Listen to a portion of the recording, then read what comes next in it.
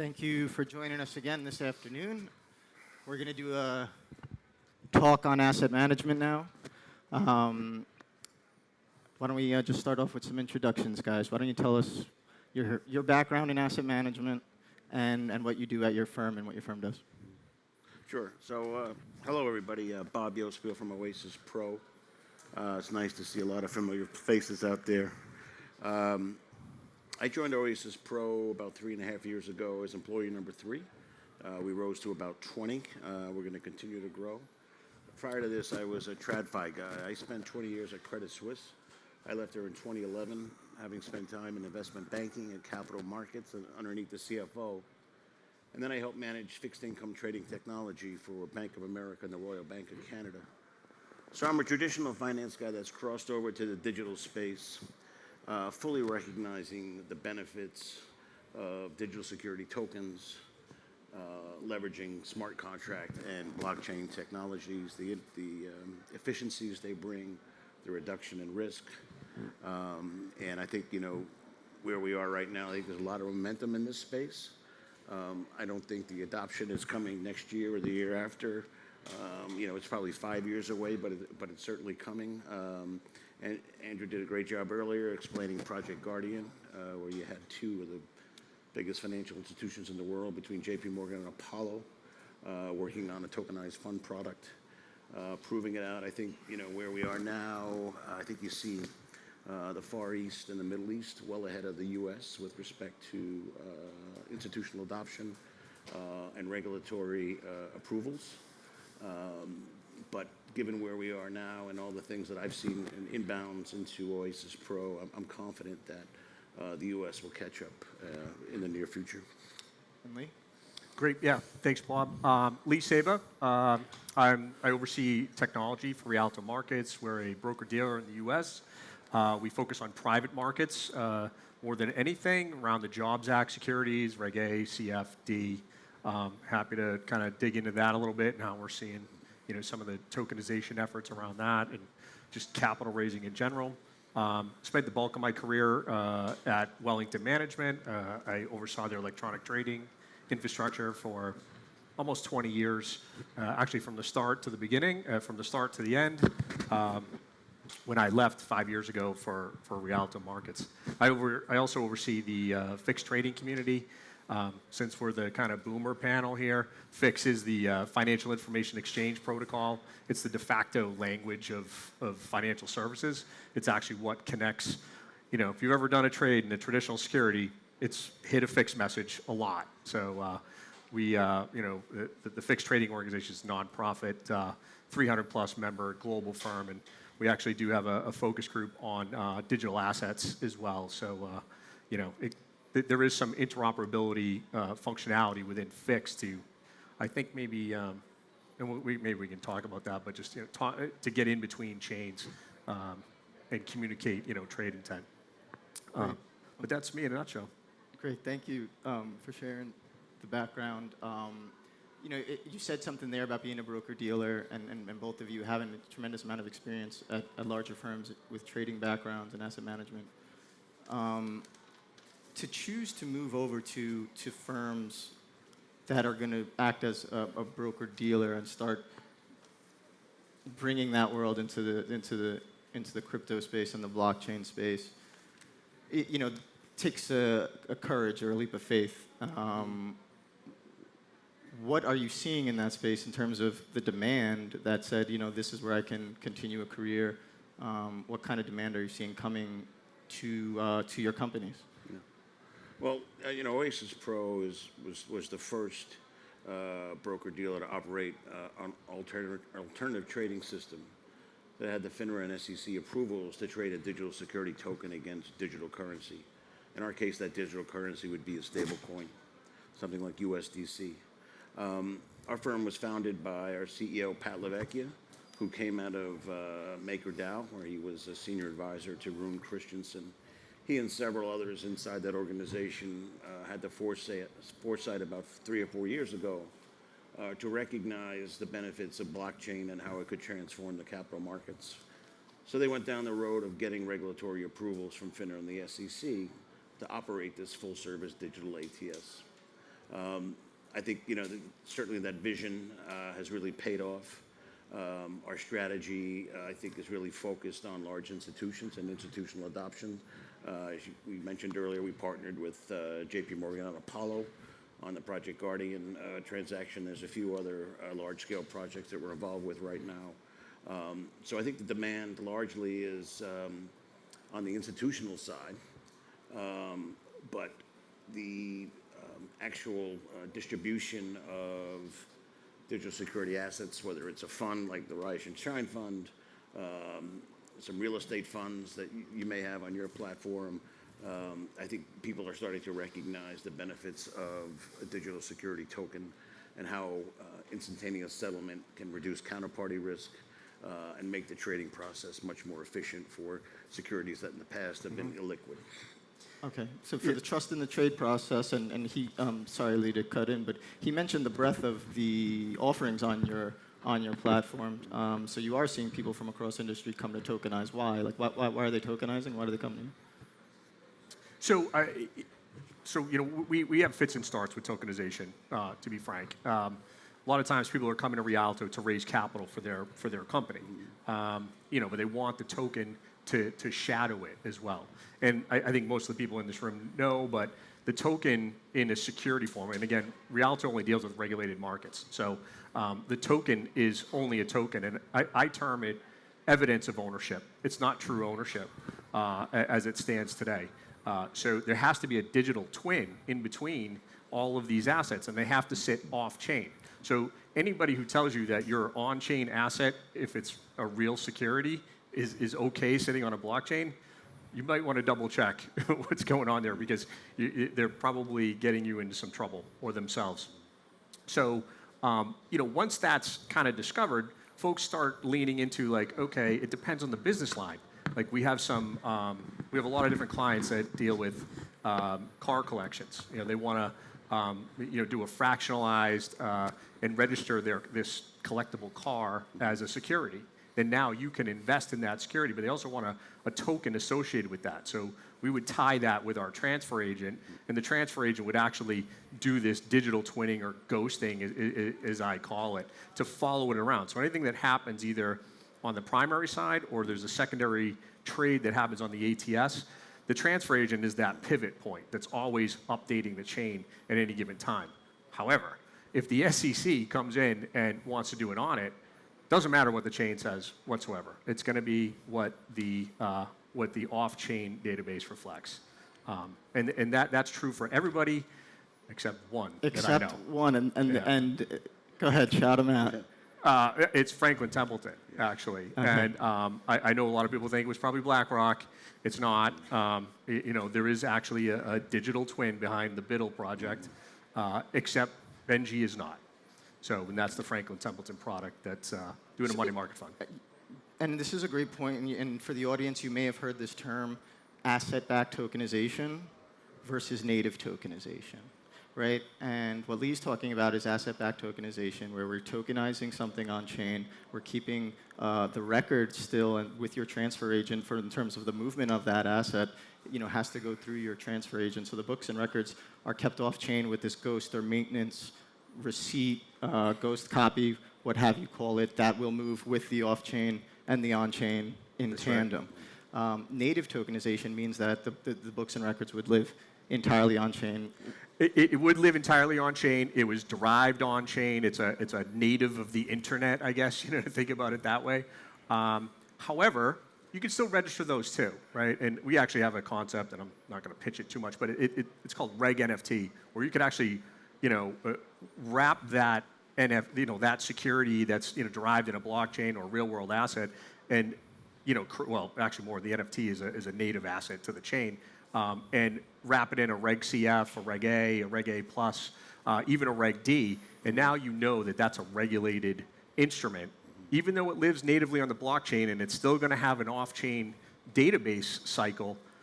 What we're hoping is that at some point, the regulators will be comfortable with the blockchain, and we just abandon the off-chain requirement, and then we start riding, native blockchain infrastructure. But we're not there yet. We're working on it. And I would love to ask, if they were here, or we could catch up with them later, because I was actually leaning potentially. I was thinking that the response, I wanted to see what you said, was the City of Quincy municipal bond.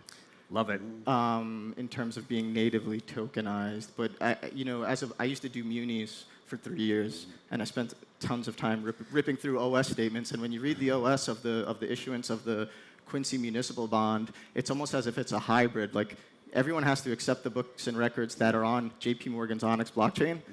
You could take the option to take it off, right? But you're effectively saying that the books and records as kept by J.P. Morgan are okay. Or using blockchain as an operational efficiency to what I would term micro munis, right? Where say residents of Quincy get first crack at it to build the new park, buy the new fire engine, whatever, and then they get the benefits and the tax benefits of that. Not everybody in Quincy is going to be blockchain and crypto talented, I guess. So you have to create a mechanism for them to also I want to just get my money, and I want to take the benefits of this asset. So we've dealt with a few projects on that too in other municipalities around the country, which has been fascinating, and I think that's a huge growth area for blockchain. And could I ask the both of you, Bob, maybe you first, have either of you thought about, or is it in the discussions, where are you hearing the industry, or you guys specifically considering, or would you consider, building your ATSs on a blockchain and keeping the books and records in that manner? Well, our business model is to be blockchain agnostic. We're integrated with something like 14 chains. We do have preferred partners. For example, Avalanche is a preferred chain for us. We built a digital transfer agent, and we got approval from FINRA and the SEC for that. Again, because they just don't recognize the blockchain as the authoritative ledger. So we went ahead and built that digital transfer agent. As far as building a blockchain, we actually have built one, a Besu chain, but generally we have integrated with the well-known protocols out there and the protocols within the big institutions such as J.P. Morgan Onyx. How about yourself, Lee? What was the question again? I was going down a different path for a second. Have either of you, thought in terms of like how J.P. Morgan's keeping books and records with Onyx, internally in the broker dealer? Yeah, I mean, so it all really comes down to a few things. I mean, risk, right? We're a regulated entity, so the fact that they don't let you store your security on a blockchain, registering your ATS on the blockchain is probably going to open you up to some more questions, I guess. Let's say, so right now we're not doing that. However, to Bob's point, we're also blockchain agnostic because we're not sure who's going to win or who the winners will be. And there's 1,000 blockchains out there, right? And it feels like there's a new one that comes on all the time. There are some that are fit for purpose, like Avalanche, Provenance. There's a bunch of them that we really like. But if it doesn't get adoption, there's a problem. And it's funny. It reminds me. Like I said, I'm old school electronic trading. And I mentioned FIX a little bit, and this might have some insight into the future of where blockchains are going. So back in the early 90s, way back, everything was done on the phone. If you worked on an institutional trading desk, you'd say, buy me 5,000 shares, buy me 500,000 shares, sell me this, sell me that, right? And there was a lot of room forever. Somebody could be eating a sandwich, and they mess up, and they're like, "What did you say? Buy 5,000? I sold you 5,000." You didn't know until the end of the day what had just occurred. I'm sure you've seen some of these trading errors too. Cancel and correct. Yeah, cancel and correct and all that stuff, right? It was a nightmare. So somebody gets smart and said, hey, why don't we do this with an electronic protocol? So guess what? Goldman Sachs shows up, and I'm just using them as, rando. But they would say, hey, here's a specific, protocol to communicate your trade to Apple to us.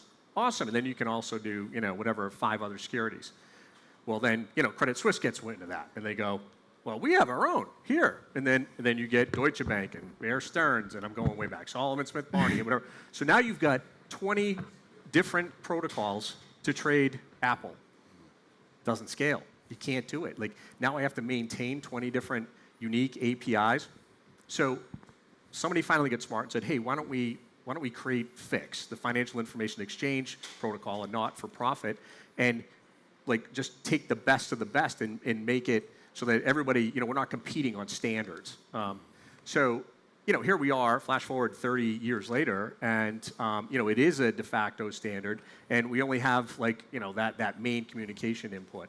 So I think we got to give it a little bit more time for the dust to settle with which blockchains are actually going to be the winners, and they might be specific to the different sectors too, right? Like financial services might have 3 to 5, right? And then maybe entertainment has something else, and but we haven't got there yet, and I think that's why we remain agnostic. At least that's why we do, and we'll plug into anything. We're cool with that, but I think this is part of the adoption concern is who wins. You're going to take that risk as an asset manager to build out, and then where do you get the talent, to do something? I think you mentioned that on your earlier speech. So no for right now, but we're looking at it. Back to more of an asset management focus. You talked about the demand of institutions and the demand of like real estate funds and other entities who are coming to tokenize for you to raise money. How about on the other side, on the buy side? What type of firms or are coming to you saying, look, we like investment products from your platform? Are you working with the broker-dealers, the RIAs, the wirehouses, or is it still just kind of retail who's landing on the website? How are those conversations going, and how's the industry developing? Well, I think from our standpoint, a lot of it is institutional. I think where the institutions recognize the benefits of a smart contract really is with instantaneous settlement, which all but eliminates counterparty risk. And, as a child of the 1900s like yourself, back in the day, we used to call it straight-through processing. That was the nirvana, very few hands touching a trade. With smart contract and blockchain technology, PwC put out a report talking about an 80% back-office productivity gain as less product control operations, compliance people, et cetera, needed to touch a trade. And that's, I think, where the big institutions are focused. They do recognize there is going to be a cost savings, but in their mind right now, they're really focused on the risk mitigation. This instantaneous swap that all but eliminates counterparty risk, I think, is huge. Some of you may remember the financial crisis in 2008 and how nobody really understood what their counterparty risk was. Yeah. It wasn't until 3 weeks into the crisis that we realized that AIG had guaranteed the Lehman Brothers lease in Canary Wharf in London. And I worked on the repo desk and had seen people rifling through file cabinets for a repo contract that was written 10 years earlier just to understand who was on the hook and what the trigger was for a default. I think JP Morgan has recognized that with Onyx, especially on the repo side, because they do put through, I don't know, what did you say, $2 billion a day or something in repo transactions that they're doing, I believe primarily with Deutsche Bank. But they recognize how this really identifies the counterparty risk and mitigates overall risk. Yeah. For us, we're kind of morphing. We're going where the ball is, I guess. Where our clients are asking. So, we're turning into a reg tech, fintech offering. So leveraging our broker dealer status, right, with helping companies, manage their capital campaign and providing that infrastructure under the hood, and allowing their ecosystem to thrive. So again, I was using if it's an art entity that collects art and they want to do some fractionalization there and then provide a token on the back end, that token can then be used as a ticket of some sorts, an authenticity layer to say oh, all right, you can come into this this show for demonstrating the art, or you can talk to the the people that own the car and sit in the car, so, get a T-shirt, whatever. But they're using it as kind of a two-layer system. Obviously the security is the security, and you get your dividends or whatever's going on there. But then you get your ticket that gives you access to a few different things. So we do have a lot of institutional conversations like Bob, with funds and trying to tokenize those. But at the end of the day, a lot of times what we find is once they learn what the effort is to tokenize and who's going to buy the tokens, they want to have it both ways. They want to be able to collect their money first, and then they're like, okay, token's great, but if I don't want the token, what do I do? So then you have to build a kind of a method of like, keep some tokens and not some tokens. So part of the methodology for us is like burn a token for everything, and then if they don't want it, that's fine. But it's always out there. Okay. And how many offerings on the platform? If someone were to go to you guys, I mean, you have wine, real estate. I mean, it's quite wide. Right. So our ATS isn't like a central limit order book for everybody. Like we have like mini ATSs that we can install on somebody else's website. So if you're running like again an art dealer and you're an art curator or you're a fine wine collector and you have your own, you've curated your own audience. You have, folks and eyeballs. Now, you can do your primary offering, and, we have APIs into Rialto with our, licensed folks that are, validating AML, KYC, and accreditation and all that. And then, doing all the payment processing. But it's like powered by Rialto. It's not Rialto. Understood. Right? Very interesting. So we're trying to, and I don't know, I'm not sure exactly how Oasis Pro does it. Maybe similar. Well, it's kind of the co-branding concept, a white label concept, right? That's right. Yeah. That's right. Good to understand. Let's see, where else can we go? You brought up regulation, and actually some buzzwords that, like, I think people at least that come from the traditional finance space like us, want to know that, before I'm transacting in some asset, there is some KYC, there is some AML, that, that we are following the regulatory hurdles, and that the offerings on your site have gone through some level of diligence. So can you speak about just a little bit of like what happens there operationally, and why that's good for the world of blockchain and crypto and these assets, and then maybe, if you don't mind, kind of what regulations are still kind of on the edge that we need to break through that might help even further the business. I often say, there's three steps to getting full adoption of digital assets. The first step is education, and I think we've achieved that. Second step is regulation. The third step is implementation. I think we're still kind of stuck, especially here in the U.S., on regulatory acceptance of a digital asset, a smart contract, blockchain.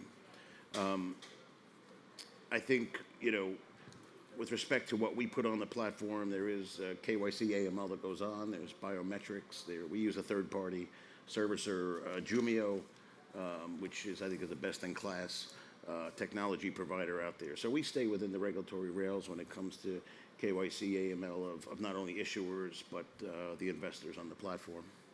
And all KYC, AML providers aren't created the same either, right? Correct.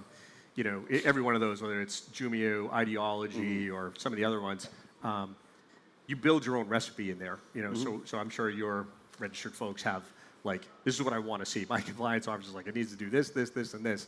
Then we can, we're always trying to automate that as best we can, so that we, because we want to make sure that, issuers that work with us get the most amount out of their investors. But we also have to draw the line of like, this is a bad actor. Sorry, you can't take their money. So that is a big deal. And I think the security specialist from Robinhood, frightening. Just some of the stuff that you can get yourself into with with some of this real world asset, real securities, registered in the United States. You get a lot less of that, right? I mean, I think she mentioned, if Robinhood or Coinbase become insolvent, so doesn't your assets on their platform, and that's a problem, But it doesn't happen in regulated securities. Your securities are still stored and safe and sound outside of whether or not that industry or that entity failed. So that's a big huge point. Yeah, it's a very good point. All right, a few minutes left. A wealth of knowledge on stage, guys. Please ask some questions. We'll open up to questions for the last 5.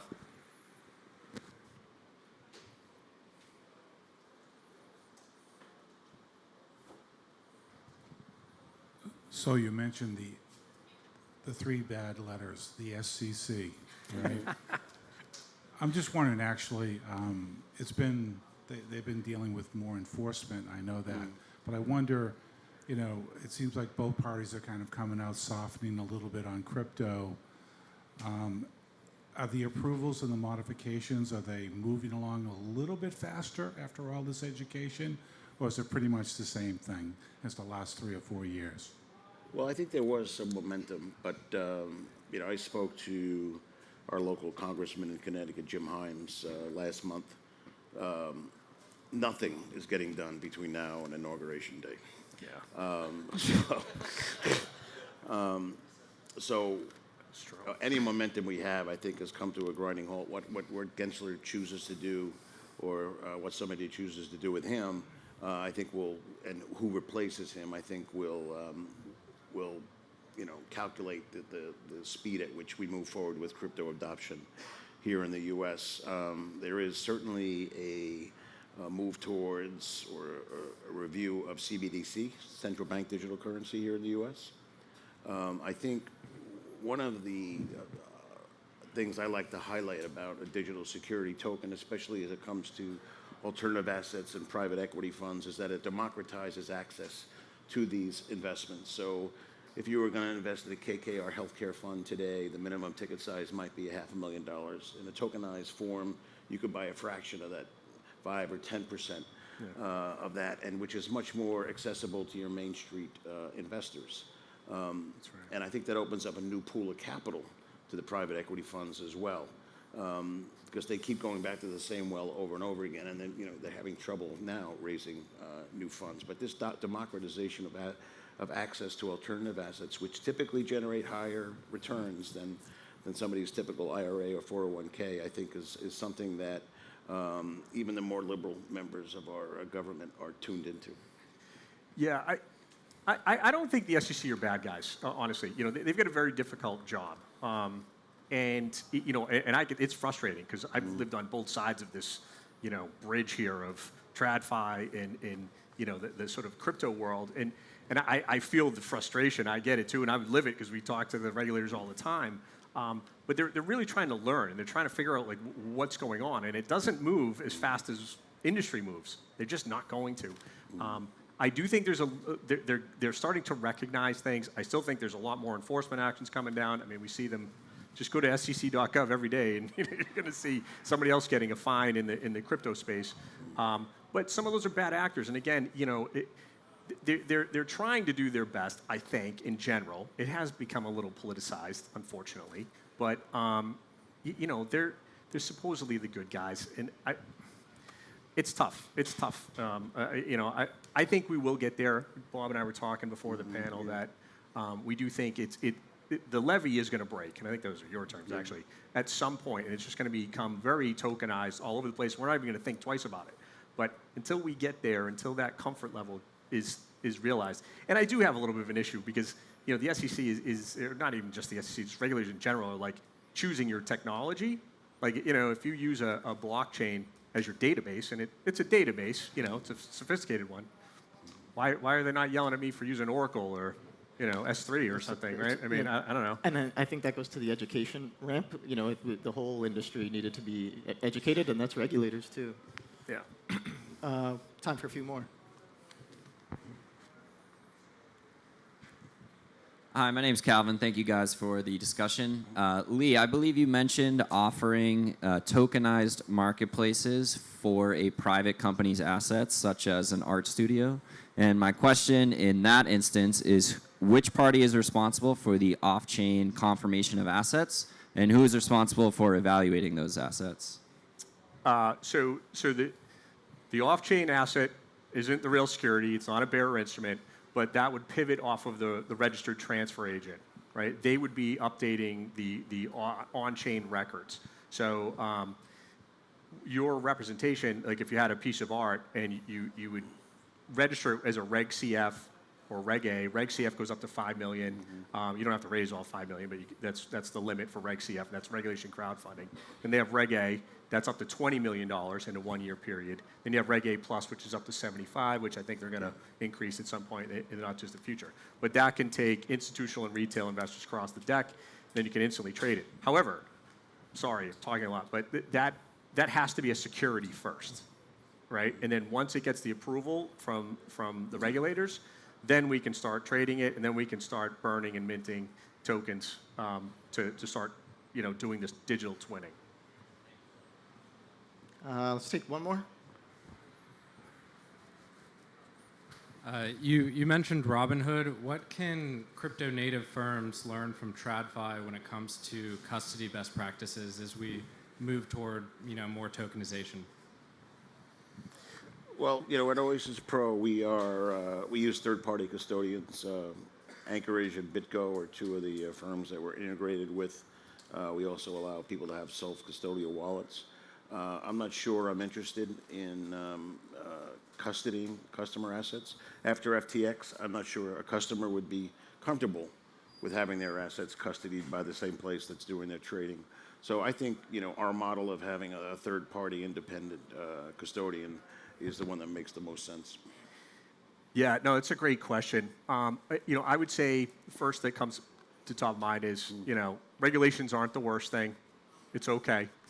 They're there to protect everybody, even though it doesn't look like it sometimes. And standards. We need interoperability standards. It's very difficult to plug into somebody when you have 25 different blockchain protocols. We got to figure this out. I'm sure there's some smart people in this room that can help us figure this out. Maybe Fix could be that interoperability layer. And then just one more comment on custody. Using the right channels, going through the right broker dealers, going through the right Reg A, Reg CF, or Reg D, whatever it might be. Like as a Reg D, you could self-custody, but you have to go through the right, audits and have the right systems in place and use, offer it the right way. So, both of these companies obviously they're able to do that through the traditional rails, and I think that more voices like the two of you are needed. So thank you for coming. Okay. Thank you. Thank you. Appreciate it. Thanks for having me.